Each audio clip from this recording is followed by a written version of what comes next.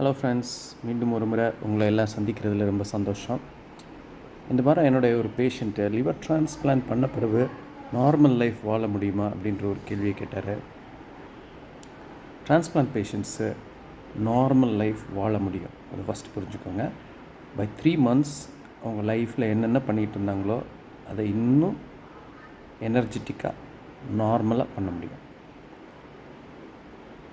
இதை first புரிஞ்சுக்கொள்ளணும். Liver transplant பண்ணுற patients எல்லோரும் 3 மாதத்தில் 40%, 50%, 70%, 90% டெத் ஆகக்கூடிய பேஷண்ட்ஸு.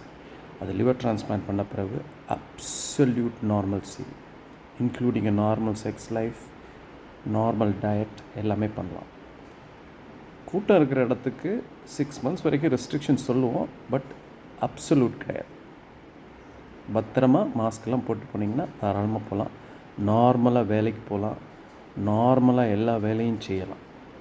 உங்களுக்கு அதுக்குரிய எனர்ஜி கண்டிப்பாக இருக்கும். லிவர் டிரான்ஸ்பிளான்ட் பண்ணுறப்ப அது என்னுடைய அஷ்யூரன்ஸ் எடுத்துக்கோங்க. 100% சர்ஜரி முடித்து ஃபுல் ரெக்கவரி வந்துடுவீங்க. அதனால தான் நாங்கள் சொல்கிறோம், ஏர்லியாக பண்ணுங்கள். லேட்டாக பண்ணி உங்களுடைய அவுட்கம்மை குறைச்சிக்காதீங்க.